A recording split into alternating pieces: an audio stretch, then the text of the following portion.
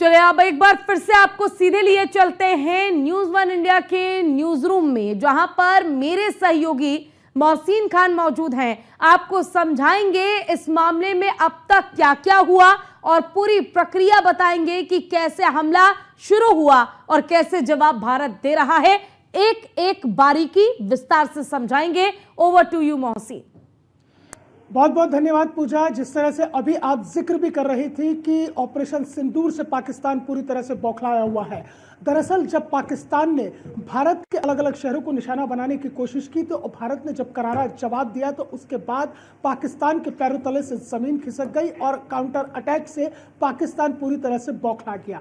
इसकी दरअसल शुरुआत कहां से होती है? शुरुआत पहलगाम आतंकी हमले से होती है, जहां पर निर्दोष सैलानियों को निशाना बनाया जाता है। 14 दिन का समय लगता है। 14 दिन तक भारत पूरी अपनी स्ट्रेटेजी तैयार करता है और इस स्ट्रेटेजी को तैयार करने के बाद एयर स्ट्राइक होती है और नाम दिया जाता है ऑपरेशन सिंदूर। ऑपरेशन सिंदूर के दौरान पाकिस्तान और पीओके में जो आतंक के ठिकाने हैं वो मैं अपने दर्शकों को इस मैप के जरिए समझाता हूँ।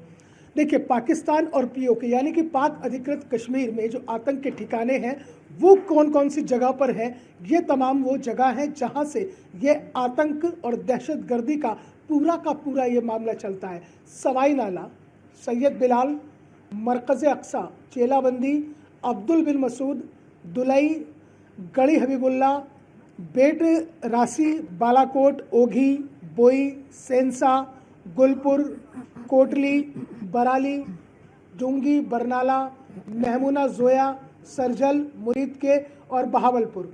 ये 21 ऐसी जगह है पाकिस्तान और पीओके में जो आतंकवादियों का ठिकाना है, जहां आतंकवादियों का ठिकाना हुआ करता था, जिन्हें पूरी तरह से भारतीय सेना ने नेस्तनाबूद कर दिया एयर स्ट्राइक ऑपरेशन सिंदूर के जरिए। इसमें बड़ा महत्वपूर्ण हो जाता है बहावलपुर, मुरीद के और सरजल और महमूना जोया।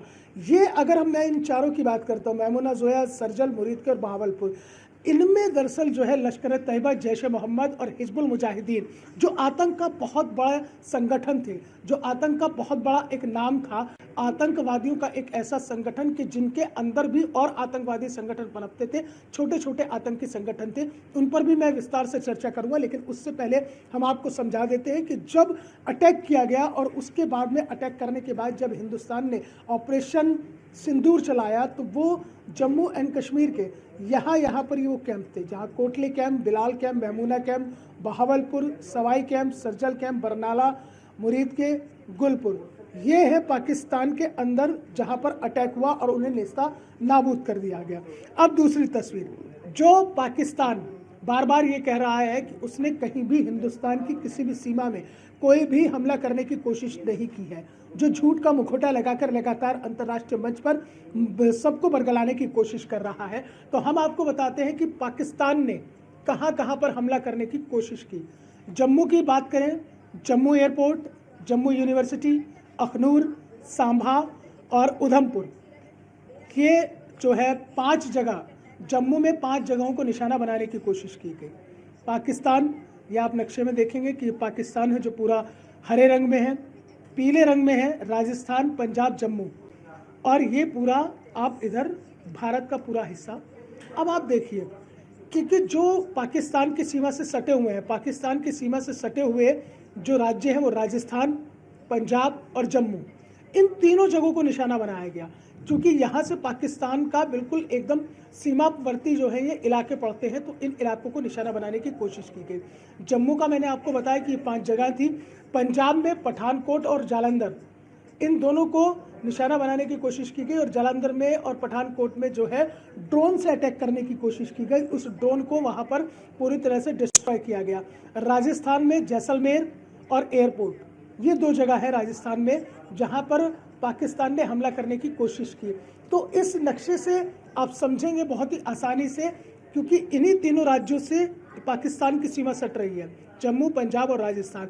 तो पाकिस्तान ने इस ऑपरेशन सिंदूर के बाद फौरन ही इसे टारगेट करने की कोशिश की और यहाँ पर तमाम हमलों को पूरी तरह से भारतीय सेना ने अपने शौर्य से नाकाम कर दिया। तो मैं जो जिक्र कर रहा था शुरुआत में, जहाँ से ये आतंकी संगठनों की पूरी एक फहरिस्त निकल कर आती है, उसमें हिजबुल मुजाहिदीन, लश्कर ए तैयबा और इसके साथ ही साथ जैश ए मोहम्मद। दरअसल इस पूरे जो आतंक का जो जन्म होता है वो अलकायदा से होता है। अलकायदा के बाद में लश्कर ए तैयबा, जैश ए मोहम्मद, हिजबुल मुजाहिदीन, ये 3 ऐसे बड़े आतंकी संगठन हैं जो पाकिस्तान की पनाहगाह में लगातार पनप रहे थे और इन आतंकी संगठनों ने छोटे छोटे आतंकी संगठनों को लाकर खड़ा कर दिया था।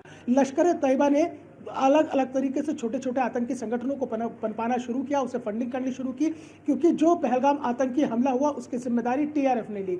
द रेसिस्टेंस फ्रंट एक नया आतंकी संगठन निकलकर सामने आया, लेकिन उसकी जो जड़ थी वो मूल जड़ लश्कर ए तैयबा से जुड़ी हुई थी और ये बिल्कुल जांच में सामने आ गया था कि लश्कर ए तैयबा ने जो है टीआरएफ को फंडिंग की है।